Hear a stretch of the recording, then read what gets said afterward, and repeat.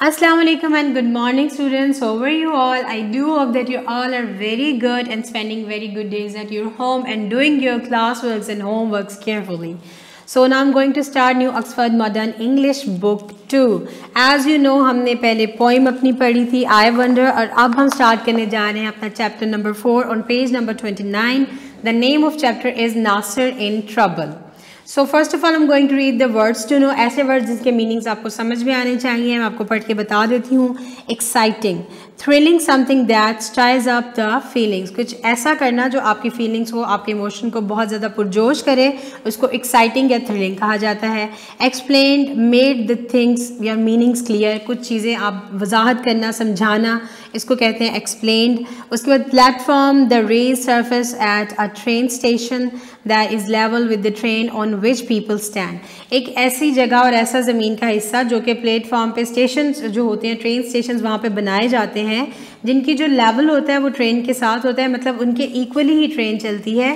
ये जगह इसलिए बनाई जाती है कि पैसेंजर्स वहाँ पे खड़े होकर अपनी ट्रेन का वेट करें और आसानी से उस अपनी ट्रेन पे चढ़ सकें. उसके बाद नेक्स्ट वर्ड है stall. A small shop like those in a market. आप देखते हैं मार्केट में छोटी छोटी शॉप्स होती हैं स्टॉल्स लगते हैं तो उनको स्टॉल कहा जाता है. Trouble, anything that causes difficulty और वरी. ट्रबल कहते हैं किसी ऐसी चीज़ को जो परेशानी या मुश्किल का बाइस बनती है. जी बच्चों, now I am going to read chapter number 4 for you. Listen it carefully and underline the dictation words as well. Nasir waved good bye. Nasir ने हाथ हिलाकर खुदा हाफिज कहा.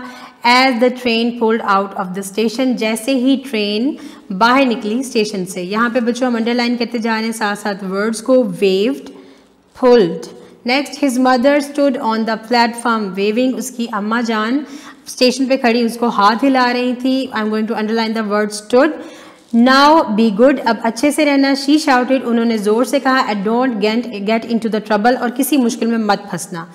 नासिर की अम्मी जान उसको नसीहत करती हैं कि अच्छे तरीके से रहना और किसी मुश्किल में मत फंस जाना. सो हम अंडरलाइन करेंगे शाउटेड को, उसके बाद ट्रबल को. जैसे कि मैंने आपको बताया ट्रबल का मतलब मुश्किल होती है. नासिर वॉज सून इन लाहौर, और जल्द ही नासिर लाहौर में था. Underline word soon. He was staying with his uncle समी, वो अपने अंकल समी के साथ रह रहा था. नासिर लाइक्ड अंकल समी, नासिर अंकल समी को बहुत पसंद करता था. He was a very jolly man and told excited stories. जी बच्चों, जॉली को अंडरलाइन करते जाइए और साथ ही एक्साइटिंग को भी. नासिर अंकल को समी बहुत पसंद करता था क्योंकि वो बहुत ज़्यादा, जॉली का मतलब है कोई ऐसे आप कोई अच्छी बातें बताना, फ़नी बातें बताना, जोक्स क्रैक करना या एक्साइटिंग स्टोरीज़ बताता है, जो भी उसकी नेचर को जॉली कहा जाता है. Make sure you write and tell mother that I am not getting in to any trouble. तुम्हें यकीनन अपनी अम्मा को बताना चाहिए कि तुम बिल्कुल ठीक हो और किसी मुश्किल में नहीं फंसे. Nasir told his uncle one morning, एक दिन नासिर ने अपनी सुबह अपने अंकल को बताया. अंकल समी लाफ्ड, अंकल समी बहुत हंसे इस बात पे. आई विल, ही सेड, मैं ज़रूर लिखूंगा, मैं ज़रूर लिखूंगा. यहाँ इस सीन में हम देख रहे हैं कि नासिर अंकल समी से कहते हैं कि मेरी अम्मी जान को ख़त लिखे और उन्हें बताएं कि मैं बिल्कुल खैरियत से और किसी मुश्किल का हिस्सा नहीं बना. ये बात सुनकर अंकल समी हंसते और कहते हैं मैं ज़रूर लिखूंगा. As he left for the office, और उसके बाद वो अपने ऑफिस चले जाते हैं. लेटर, बाद में, Nasir went to see the, उसके बाद नासिर जाता है देखने शालीमार बाग को. As he was walking along the path, और वो सड़क पे या रास्ते पे चल रहा था. ही सा अ लिटिल बॉय, उसने एक छोटा लड़का देखा. Underline the word along and path. The boy was sitting near a lamp post and crying. बच्चा जो था वो एक छोटे से लैम्प पोस्ट पर बैठा हुआ था और रो रहा था. आप बच्चों पिक्चर में देखेंगे तो ये सिचुएशन आपको नज़र भी आएगी कि एक छोटा बच्चा बैठा रो रहा है. और व्हाट्स द मैटर, क्या मसला है. नासिर आस्क्ड, नासिर पूछता है बच्चे से व्हाट्स द मैटर, क्या मसला है. व्हाई आर यू क्राइंग, तुम क्यों रो रहे हो. Underline the word crying. I've hurt my leg said the boy, मेरी टांग पे चोट लग गई है बच्चे ने कहा. यहाँ पे हम hurt को अंडरलाइन करेंगे.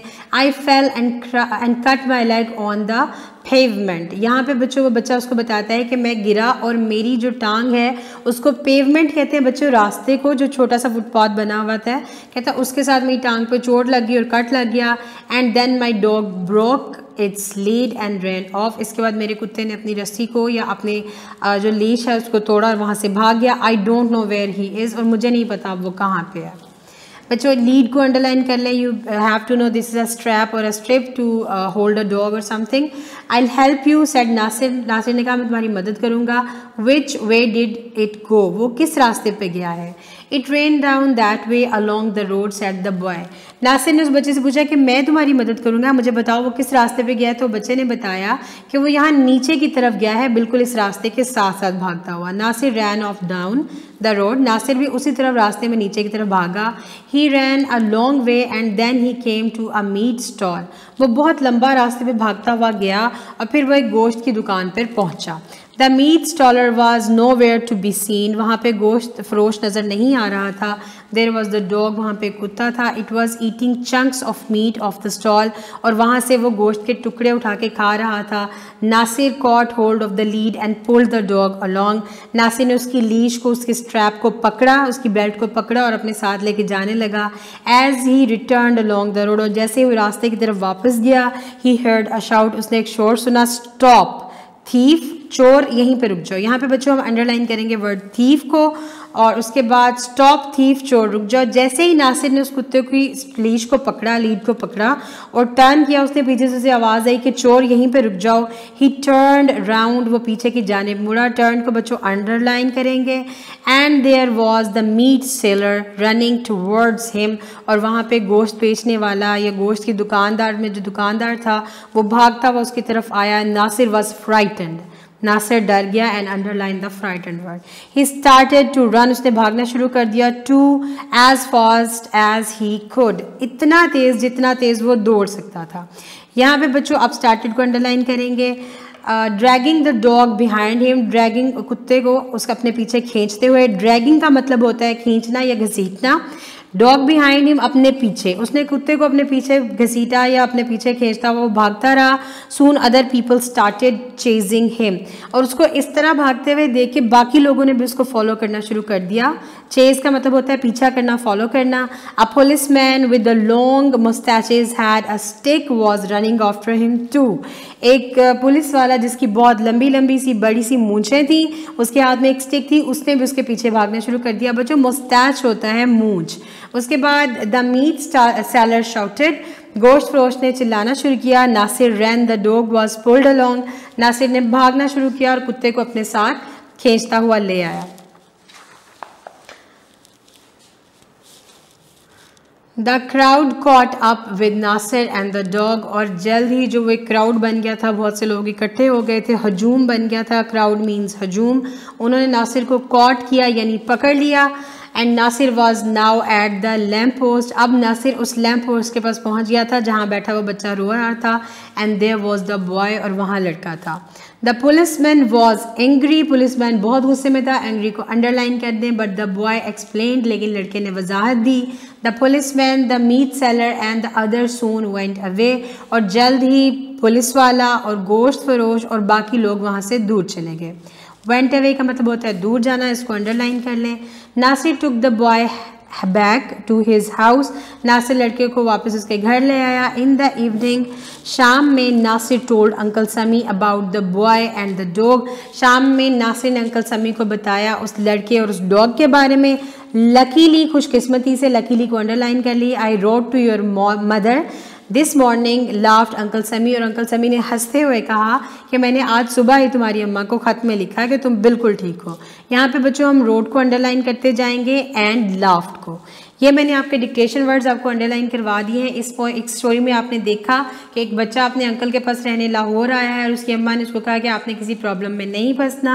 और वो इस चीज़ पे बहुत खुश था. उसने अपने अंकल से क्या कहा कि आप मेरी मम्मा को ख़त लिखें कि मैं किसी प्रॉब्लम में नहीं फंसा. और उसी दिन वो बच्चा एक प्रॉब्लम में फंस गया. और उसने जब अपने अंकल को बताया कि मैंने इस तरह से एक बच्चे को हेल्प किया है तो वो हंसे और उन्होंने कहा कि मैंने तुम्हारी अम्मा को तुम्हारी खैरियत का ख़त भी लिख दिया है. जी बच्चों, आपने भी बहुत एहतियात करनी है अपनी रूटीन लाइफ में. आपने भी ऐसे किसी ट्रबल में नहीं फंसना है. Don't make your self troublesome at all. और अपना बहुत ख्याल रखना है. रीडिंग को अच्छे से पढ़ना है, पेंसिल हाथ में रखते हुए, वर्ड्स को मैच करते हुए, और साथ ही प्रोनाउंसिएशन को भी करना है. और उसके बाद आपने अपनी जो है नोटबुक पे लिखना है कि आप किस तरह से हेल्प आउट करते हैं किसी को। जैसा कि आपने स्टोरी में देखा है कि किस तरह से नासिर ने उस बच्चे की हेल्प की। As you have to write in your own notebooks, अपनी नीट नोटबुक्स पे आप लिखेंगे कि आप किस तरह से किसी की मदद करते हैं। ये आपकी एक्टिविटी है, आपने इसको ज़रूर परफॉर्म करना है। इससे आपकी सेंटेंस मेकिंग की जो एक स्किल है वो भी डेवलप होगी और आप इसको बहुत इंजॉय भी करेंगे। अपना बहुत सारा ख्याल रखिएगा। Will meet in next lecture. Till then take a lot of care बच्चों। अल्लाह हाफिज़।